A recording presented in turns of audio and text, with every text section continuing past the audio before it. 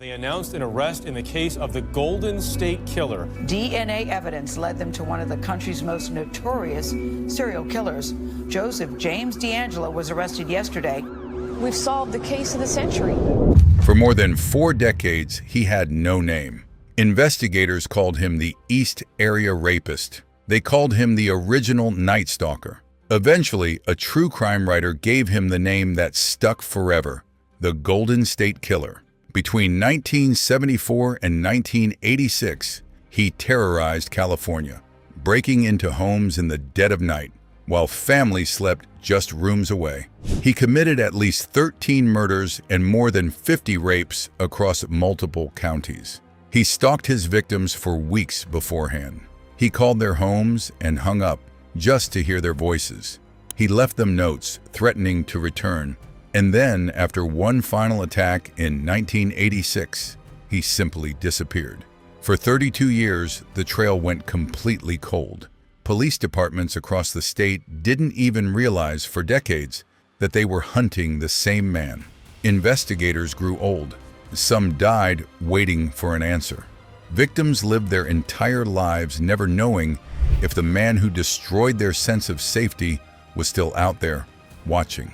Then, in April 2018, a single piece of garbage changed everything. This is the story of how a 44-year-old cold case, one of the most prolific serial offenders in American history, was finally solved. Not by a confession, not by a tip, but by his own DNA. Section 1. The East Area Rapist. Our story begins in Sacramento County, California, in the summer of 1976. A series of break-ins began occurring in quiet, middle-class suburban neighborhoods, the kind of place where people still left their doors unlocked at night. The pattern quickly became clear and deeply disturbing. The attacker would select a home, often where a woman lived alone or with young children, and surveil it for days or even weeks beforehand. He studied his victims' routines. He learned when they came home, when they went to bed, when they were most vulnerable. He would break in during the middle of the night, frequently entering through a backyard or unlocked window. He carried his own pre-assembled rape kit, a chilling sign of premeditation. He would wake his victims in the dark, sometimes shining a flashlight directly into their eyes, so they could never get a clear look at his face. He spoke in a distinctive, controlled whisper, often through clenched teeth. In many of his attacks, if a male partner was present in the home, he would tie the man up, place stacked dishes on his back, and threaten to kill everyone in the house if he heard the dishes fall. A calculated tactic to keep the victim's partner immobilized and silent through pure terror while he carried out his assault in another room. He would often pause mid-attack to ransack the home, taking small personal items, coins, jewelry, identification cards, trophies, rather than anything of real monetary value. Then, before leaving, in a significant number of cases, he would make himself a meal in the victim's own kitchen, eating their food at their table, as if savoring his complete control over their home and their lives. Investigators began calling him the East Area Rapist. Over the next several years, he expanded his territory, Sacramento, then the East Bay, then south towards Santa Barbara, Ventura, and Orange County. Each jurisdiction investigated independently. Communication between departments was limited. None of them yet understood the terrifying scope of what they were actually facing. Section 2. The killings begin. In 1979, the attacks escalated into something even more horrifying. In Goleta, California, near Santa Barbara, a young couple was found murdered in their home. The crime scene shared chilling similarities with the East Area Rapist's known methods. But now, for the first time, his victims did not survive. Investigators in this region began calling him the original Night Stalker, not yet realizing he was the same offender already known hundreds of miles north. Over the next several years, he claimed more lives across multiple Southern California counties. Each time, the victims were typically couples, attacked in their own homes at night. Each time, he displayed the same chilling premeditation, stalking his targets in advance, understanding their routines, striking when they were most defenseless. His final known attack took place in May 1986 in Irvine, California, the murder of 18-year-old Janelle Cruz. After this attack, the trail went silent. No further crimes were ever definitively linked to him. For more than 3 decades, investigators were left with a single haunting question. Had he stopped? Had he died? Had he simply moved on, undetected, to live an ordinary life? In total, across his confirmed crime spree, the Golden State Killer is believed responsible for at least 13 murders and more than 50 sexual assaults across 10 California counties. The true number of his victims may never be fully known because evidence and reporting standards from the 1970s and 1980s were far less advanced than today, and some cases may never be definitively connected. Section 3. Connecting the cases. For years, different police departments across California had no idea they were chasing the same man. It wasn't until advances in DNA technology in the early 2000s that investigators in different counties were finally able to scientifically confirm what some detectives had long suspected. The East Area Rapist and the original Night Stalker were the same person. In 2001, DNA testing officially linked the 2 series of crimes together. The combined case was given a new name by true crime author Michelle McNamara, who became deeply, personally obsessed with identifying him. She coined the term that would define the case for the rest of its existence: the Golden State Killer.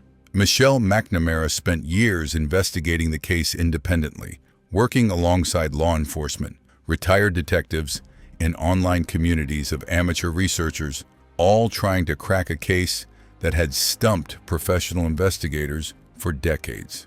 Tragically, Michelle passed away in 2016 before the case was ever solved. Her unfinished work was completed posthumously by her research partners and published as a best-selling book that brought renewed national attention to the case. Attention that would prove absolutely critical to what happened next. By the mid-2000s, investigators had a complete genetic profile of the killer from crime scene evidence. What they did not have was a name. He had never been arrested for a violent crime that would have placed his DNA in any criminal database. He was, in every legal sense, a ghost. So investigators turned to an entirely new, largely untested technique, one that would soon revolutionize cold case investigation across the entire country. Section 4. Genetic Genealogy, the breakthrough. In 2017 and into early 2018, investigators with the FBI and Sacramento County District Attorney's Office made a groundbreaking decision. Rather than searching criminal DNA databases, which had already failed to produce a match, they uploaded the killer's genetic profile to a public consumer genealogy database, the same type of service ordinary people use to trace their ancestry and find long-lost relatives. This had never before been used to crack an open serial murder case of this scale. The genealogy search returned a list of distant relatives who shared partial genetic markers with the killer. Investigators painstakingly built out family trees, cross-referencing age, geography, and known case details, gradually narrowing an enormous pool of possibilities down to a small handful of plausible suspects. One name rose to the top: Joseph James DeAngelo, a 72-year-old former police officer living a completely unremarkable life in Citrus Heights, a suburb of Sacramento. Astonishingly, the same general area where the East Area Rapist attacks had begun more than 40 years earlier. DeAngelo had, in fact, once worked in law enforcement himself, briefly serving as a police officer in 2 small California towns during the very years some of the attacks were occurring. He was fired from one department in 1979 after being caught shoplifting. He went on to work for decades afterward as a truck mechanic, living quietly, married with children, attending neighborhood gatherings, seemingly indistinguishable from anyone else on his street. Investigators needed to confirm the genealogy match with an actual, direct DNA sample, but they could not simply walk up and demand one without tipping him off or violating his rights. So they did something remarkably simple. They quietly collected an item he had discarded in public. Investigators have described obtaining a discarded item containing his DNA from outside his property, a method that did not require a warrant since it was already abandoned trash. The DNA was a match, a direct, conclusive match to the genetic profile recovered from crime scenes spanning more than a decade and 10 counties. Section 5. The arrest. On April 24, 2018, police arrived at Joseph James DeAngelo's home in Citrus Heights and arrested him. He was 72 years old. His neighbors, by every account, were stunned. He was remembered as quiet, unremarkable, the kind of man nobody would ever suspect. The news sent shockwaves across California and the entire country. After 44 years, the man responsible for one of the largest unsolved serial crime sprees in American history had been hiding in ordinary plain sight the entire time, gardening, attending family barbecues, living 3 miles from where his first known crimes had taken place. DeAngelo was formally charged with multiple counts of murder. In June 2020, as part of a plea agreement that allowed him to avoid the death penalty, he pleaded guilty to 13 counts of murder and admitted, under oath in open court, to dozens of additional rapes that fell outside the statute of limitations for prosecution, but for which he formally accepted responsibility. During his sentencing hearings in August 2020, dozens of surviving victims and family members of murdered victims were finally given the opportunity to speak directly to the man who had haunted their lives for over 4 decades. Many described the specific terror of that night, the decades of looking over their shoulder, the relationships and trust that had been permanently damaged. DeAngelo, frail and elderly by this point, offered a brief apology in court before sentencing. He was sentenced to multiple consecutive life terms without the possibility of parole. Section 6. The legacy of the case. The Golden State Killer case did far more than bring one man to justice after 44 years. It permanently changed the landscape of cold case investigation across the entire United States. The technique used to identify DeAngelo, forensic genetic genealogy, has since been used by law enforcement agencies across the country to solve hundreds of previously unsolvable cold cases, some dating back 50 years or more.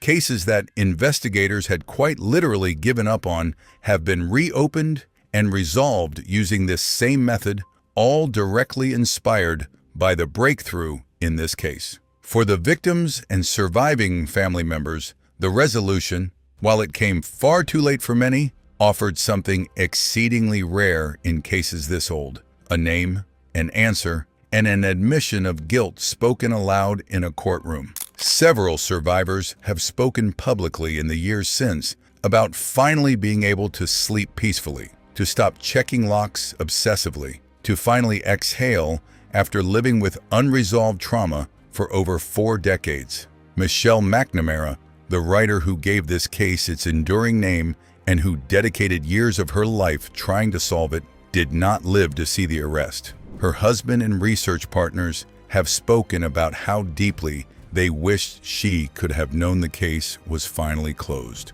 Joseph James DeAngelo died in prison in March 2024, having spent the final years of his long life confined for the crimes he spent decades evading. For 44 years, an ordinary man walked through his ordinary life, mowing his lawn, going to work, raising a family, while carrying the secret of 13 murders and dozens of devastating attacks. He believed, like so many who came before him, that enough time passing meant he had gotten away with it completely.